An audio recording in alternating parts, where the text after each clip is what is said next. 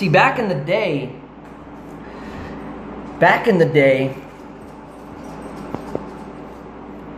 God, and this is still true today, but people just have exalted themselves higher than what it really, what they really are. So back in the day, see, God would anoint somebody, or he would appoint somebody. Okay? He would say, this person, I'm going to exalt this person. I'm going to make this person great. Okay? And then what would happen is God would tell that person, okay, to find an apprentice, somebody that he can teach, somebody that he can build up, a servant, if you will. So the student is never greater than the teacher. Okay, so the teacher finds a student and exalts him up because of the fact that he's humble, because of the fact that he has humility, he has those key factors. His ego is taken out of the equation. And then he instructs him to find a student. And the pattern goes on, and it goes on like that. So what's happening today is that people don't believe that to make a great leader, you gotta be a great follower. They don't understand that the greatest leaders in the world made the best followers in the world. I mean, they observed, they listened, they were humble, they served. They were a student to the teacher, so they served that teacher. Whatever that teacher asked them to do, they were happy to oblige to do it. Their ego was never in the way. So people are under the impression today that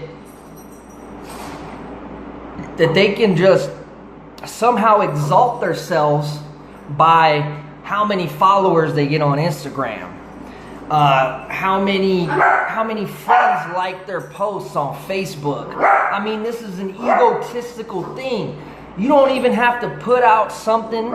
You really don't even have to put out something that makes people better, that inspires people or motivates people.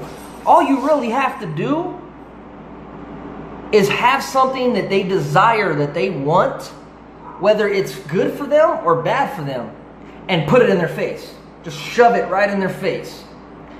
Dudes like big old booties, guess what? A woman doesn't have to speak any inspiring words. She doesn't have to say a single thing that's really helping the people out. All she has to do is take a picture of her booty and put it on the internet, and she instantly has 10,000 followers. Oh, is that helping the people at all? Does it help anybody in any way? Does it really? It really doesn't. It really doesn't. So now what I'm trying to do is I'm trying to teach you guys that there's no room for ego, for man's ego, and what's coming. See, what's already here, what's coming, and what it's to become of this world, there's absolutely no room for the ego of man. There really is not. Because you know what? Your ego is not for you. It's really against you. It's not a real thing. Let's be real with ourselves here. Your ego is not real. Your ego, more than often, your ego is who you think people want to see. It's what you think people think of you, or how they view you. So your ego is what puffs your chest out. Your ego is what has you lifting a heavier weight in the gym than what you could really handle. It's your ego that's doing those things. And in reality, those things are not helping you. In reality, you're only hurting yourself. Not only physically, but mentally, spiritually, in every way possible. You see, when you humble yourself and you have humility, and you prove that you can be a great servant, that you can listen, that you can take your ego out of the equation, God will take you. This is what God will do. God will take you and move you up himself. You don't advance yourself. I don't care what it is your job title is. I don't care how many followers you got. I don't care about any of that. In the eyes of God, there's nobody else that brings you up but Him. That's it. And here's the beautiful thing about it. The higher He puts you, the more of service to the people you become. You really do. Because you acknowledge that it's Him that's doing it. You don't take matters into your own hands and say, well, it's because of my hard work and it's because of this. Yeah, you absolutely played a part in it. You really did. You played your role in it. But it's His knowledge, His wisdom, and His understanding that's giving you the ability to have that strength to do those things, to accomplish those things. See, He's opened up the doors for you, and you use your own 2 legs to walk through them. Right. But He opened that door, best believe He did. So, I'm teaching you all these things because I'm for you. I'm not against you. See, the people, like I said before, they're hungry for truth. They're hungry for knowledge. And now that I've taken this veil that's been over your eyes and removed it, now you're going to be able to see. These sessions that I'm teaching about are called Know Thy Enemy. You know, and I'm trying to teach you.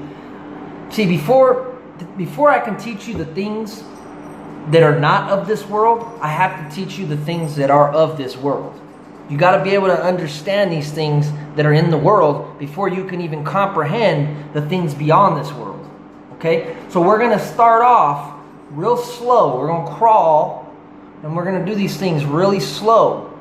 And if you will open your ears and listen, not just hear the words that I'm speaking, but listen to them. And just observe these things that are going on around you. Observe the ones that are really humble. Look at how happy that they really are. Look at how much joy they have that's consistent, you know? Then look at the ones, as I like to say, the puppets. Look at the puppets and watch how miserable they are. They really are miserable. Their happiness and their joy, it's based on their ego, really. It's based on what they can do to move up, to exalt themselves. It's what they can do as their own God to exalt their own selves above another. And as long as those things are going according to plan, they're happy. At least they believe they're happy. So, you know, ego, that's it. That's all it is. Watch it, observe it. See how it's not real. Okay? Then watch those who are humble. Watch those who are kind. Absolutely, you're going to see people that are going to talk down on them. They're going to say they're nothing, they're no one, they're nothing, they're nothing. But let me ask you this. Who's really greater of the two? The one who's being served or the one who's serving? Hey! Can't you see I'm trying to talk over here? Just ask yourself that question.